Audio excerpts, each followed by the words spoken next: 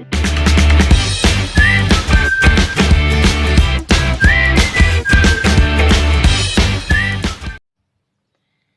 Friends, स्वागत है आपका हमारे यूट्यूब चैनल सक्सेस थंडर पे। सो फ्रेंड्स, आज हम लोगों की मुलाकात काफ़ी दिनों के बाद हो रही है। तो चूँकि मेरा ट्रांसफ़र हो गया था जिस ब्रांच में मैं थी, और जिस वजह से थोड़ा सा शिफ्टिंग में और इन सब चीज़ों की वजह से मैं बिज़ी हो गई थी और मैं क्लास नहीं ले पा रही थी। बट अब सब चीज़ें ठीक हैं, नॉर्मल है, और अब मेरी कोशिश रहेगी कि रेगुलर क्लासेस हो। और मैं रीजनिंग तो मैंने खैर बहुत सारी चीज़ें रीजनिंग में मैंने कवर की हुई हैं ऑलरेडी, बट अब मैं ट्राई करूँगी कि मैं दूसरे सब्जेक्ट्स पर भी ध्यान दूँ। सो आज हम लोग थोड़ा इंग्लिश का टॉपिक कुछ पढ़ेंगे। सो आई होप आप सबकी तैयारी अच्छी चल रही होगी। रीजनिंग की प्रैक्टिस के लिए तो मैंने बहुत सारे वीडियोस अपलोड किए हैं फ्रेंड्स, प्री मेंस लेवल सब चीज़ें सारी वीडियोस अपलोड किए हुए हैं, तो वहां से आप देख सकते हो अगर आपको प्रैक्टिस करना है तो। आज हम लोग जो पढ़ेंगे वो रहेगा इंग्लिश का टॉपिक। सो इंग्लिश में फ्रेंड्स मैं कुछ ऐसा प्लान कर रही हूँ कि हम लोग सारे के सारे टॉपिक को 1 बाय 1 करके डिस्कस कर लें। जितने भी इम्पॉर्टेंट रूल्स एंड रेगुलेशंस हैं वो सारी चीज़ें हम लोग डिस्कस कर लें। देखिए फ्रेंड्स, इंग्लिश जो है वो एक सब्जेक्ट नहीं है, इट इज़ अ लैंग्वेज, जैसे कि हिंदी। तो इसका कोई हार्ड एंड फास्ट रूल्स हमेशा एप्लीकेबल नहीं होता है, बट कुछ रूल्स ऐसे होते हैं जो फिक्स रहते हैं और जो हमेशा आपको मदद करेंगे और बार बार करके एग्जामिनेशंस में पूछे भी जाते हैं। तो ये जो रूल्स हैं ये ज़रूरी, यहाँ पे मैं सिर्फ बैंकिंग की बात नहीं कर रही हूँ, जितने भी हमारे कॉम्पिटिटिव एग्जामिनेशंस होते हैं, 1 डे एग्जामिनेशंस होते हैं, तो मैं उन सब की बात कर रही हूँ। तो आज मैं वैसे ही टॉपिक्स को कवर करूँगी। इंग्लिश को मैं ऐसे ही पढ़ाऊँगी कि हमारे जितने भी स्टूडेंट्स हैं जिनको इंग्लिश में प्रॉब्लम होती है और इंग्लिश की वजह से कहीं ना कहीं उनका एग्जामिनेशन में दिक्कत आ रही है या एग्ज़ाम क्लियर नहीं हो पा रहे हैं, तो उनकी जो दिक्कतें हैं वो सॉल्व हो सके। तो यहाँ पे मैं आपको इंग्लिश के रूल्स दिखाऊंगी 1 बाय 1, प्रैक्टिस कराऊंगी, क्वेश्चंस भी। आपको केवल क्या करना है, इंग्लिश के रूल्स को नोट डाउन करना है और डेली कोशिश करना है कि उसको एक बार आप रिवाइज कर लो। आपको मैं पढ़ाऊंगी कुछ इस तरीके से, थोड़ी सी ट्रिक के साथ, कि कैसे आपको वो रूल्स याद हो जाएंगे। तो कुछ इस तरीके से मैं पढ़ाऊंगी। सो फ्रेंड्स, हम लोग स्टार्ट करेंगे। कोई भी हम लोग रटेंगे नहीं, बिकॉज मैंने आपको स्टार्टिंग में ही कहा है कि रटने वाला सब्जेक्ट है नहीं इंग्लिश, आपको समझना होगा।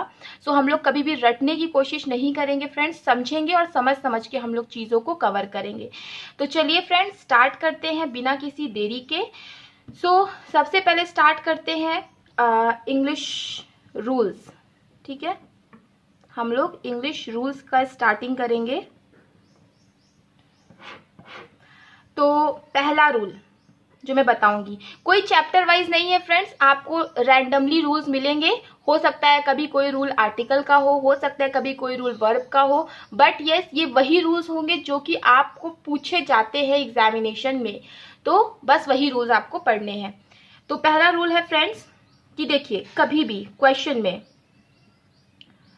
अ नंबर ऑफ या a large number of या a great number of, ऐसा कभी भी किसी भी सेंटेंस की स्टार्टिंग इन सभी चीज़ों से होती है। a number of, a large number of, a great number of, तो it is always followed by plural countable noun and plural verb. ठीक है, इस चीज को आपको हमेशा याद रखना है कि कभी भी कोई भी सेंटेंस अगर स्टार्ट हो रहा है अ नंबर ऑफ से, अ लार्ज नंबर ऑफ से या ए ग्रेट नंबर ऑफ से, तो हमेशा आपको इसके बाद प्लूरल काउंटेबल नाउन और प्लूरल वर्ब का इस्तेमाल करना है। ये हो गया फ्रेंड्स रूल्स की बात।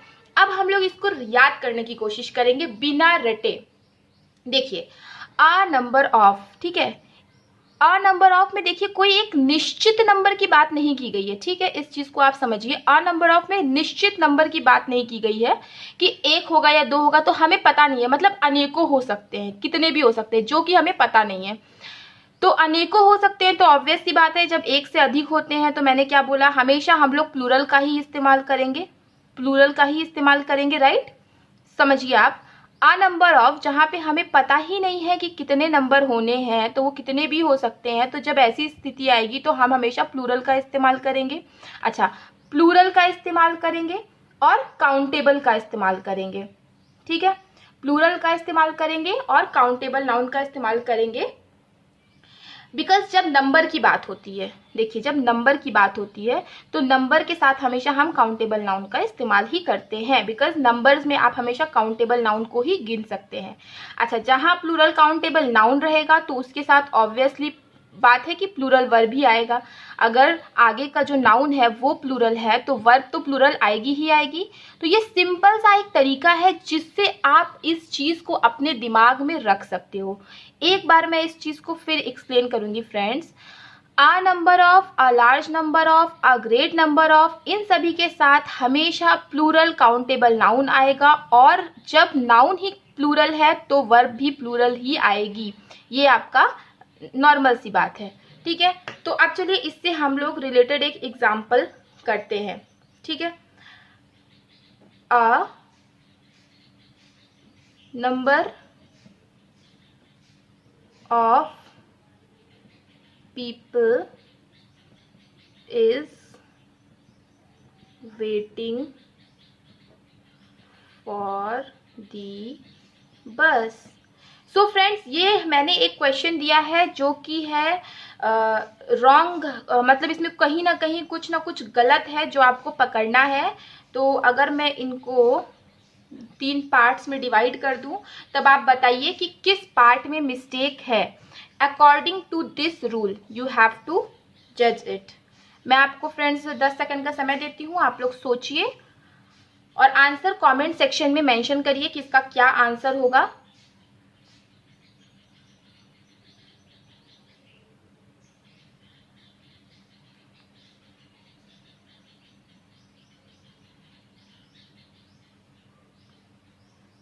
सो आई होप कि आप लोगों ने पढ़ लिया होगा और बहुतों ने आंसर समझ भी लिया होगा, आंसर पता भी कर लिया होगा। सो फ्रेंड्स, देखिए हम लोग क्वेश्चन को पढ़ते हैं। अ number of people is waiting for the बस। तो देखिए अ नंबर ऑफ है, इसके साथ प्लूरल काउंटेबल नाउन आएगा, तो यस प्लूरल काउंटेबल नाउन आया है। और जहां पे प्लूरल काउंटेबल नाउन आएगा तो उसके साथ प्लूरल वर्ब आएगा, ठीक है। तो ये क्या प्लूरल वर्ब है? नहीं। तो प्लूरल वर्ब क्या होगा फ्रेंड्स? आर। तो हमारी किस पार्ट में मिस्टेक है? पार्ट बी में मिस्टेक है। तो करेक्ट सेंटेंस क्या होगा friends? A number of people are waiting for the bus, ना कि इज वेटिंग फॉर द बस। सो आई होप कि आपको ये पर्टिकुलर रूल क्लियर हो गया होगा और हम लोगों का जो है कि आपको याद भी हो गया होगा। चलिए हम लोग नेक्स्ट रूल पे बढ़ते हैं। बहुत फास्ट नहीं भागेंगे फ्रेंड्स, हम लोग धीरे धीरे आराम से कवर करेंगे। इजीली जो है कि सारे रूल्स कवर हो जाएंगे। बट यस, जो भी पढ़िए वो आपके दिमाग में घुसना चाहिए, और वो चीज़ जब आप रिवीजन करो तो ऐसा ना लगे आपको कि इसको तो यार मैंने कभी पढ़ा ही नहीं था, तुरंत दिमाग में क्लिक कर जाए। इवन एग्जाम में भी जैसे ही आए तुरंत दिमाग में क्लिक कर जाए। तो इसीलिए थोड़ा सा पढ़ते टाइम, एटलीस्ट फर्स्ट टाइम आपको थोड़ा कंसंट्रेशन चाहिए और थोड़ा सा हमें आराम से पढ़ना होगा। बहुत तेज पढ़ने से वो चीज़ें दिमाग से फिर स्किप हो जाएंगी। तो चलिए नेक्स्ट रूल पढ़ते हैं इसी से रिलेटेड। कभी भी रहेगा, कभी भी कोई भी सेंटेंस द नंबर ऑफ से शुरू होता है, द लार्ज नंबर ऑफ से शुरू होता है, या द ग्रेट नंबर ऑफ से शुरू होता है,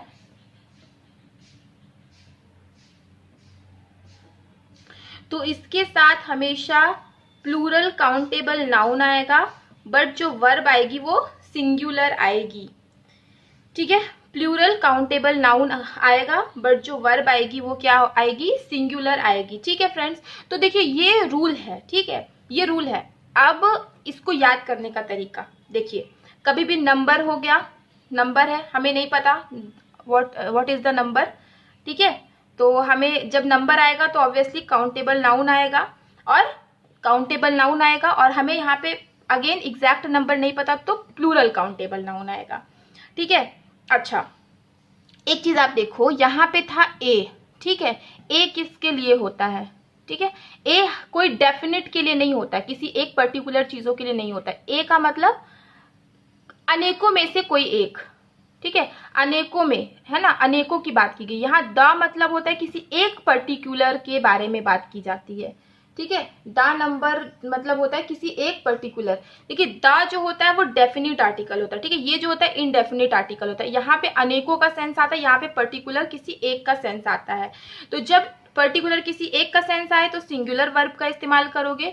जब अनेकों का मतलब आया, अनेकों का बात हुआ, इनडेफिनिट की बात हुई, तो हम लोगों ने प्लूरल वर्ब का इस्तेमाल कर दिया। अच्छा फ्रेंड्स, देखिए ये सब जो मैं आपको बता रही, सिर्फ याद करने के लिए, ये कोई ऐसा रूल नहीं है। ठीक है, रूल तो यही है simple, a number of, a large number of या आ ग्रेट नंबर ऑफ के साथ प्लूरल काउंटेबल नाउन आएगा, प्लूरल वर्ब आएगी। The number of, the large number of और द ग्रेट नंबर ऑफ के साथ हमेशा प्लूरल काउंटेबल नाउन आएगा, बट वर्ब सिंगुलर आएगी। बट याद कैसे करें, भूल ना जाए, इसलिए मैं बस आपको एक ट्रिक बता रही हूँ। ए इनडेफिनिट होता है, द डेफिनिट होता है, किसी एक के बारे में होता है। जब किसी एक के बारे में हो जाए तो सिंगुलर वर्ब, जब इनडेफिनिट हमें पता नहीं कितनों के बारे में है तो प्लूरल वर्ब। सिंपल, ये जस्ट याद करने का एक तरीका है। मैं चाहती हूँ कि आपके दिमाग से कभी स्किप ना हो, स्किप हो भी तो ये चीजें जैसे ही आपको आप बोलोगे या फिर अगर आपके दिमाग में आएगी तो आपको तुरंत याद आ जाएगी। ठीक है, चलिए इससे भी रिलेटेड एक एग्जाम्पल कर देते हैं। The number of students in the class are 20। ठीक है, चलिए फ्रेंड्स, अब आप इसमें हमें बताइए कि क्या इसमें मिस्टेक है। अगेन 10 सेकंड का समय मैं दूंगी।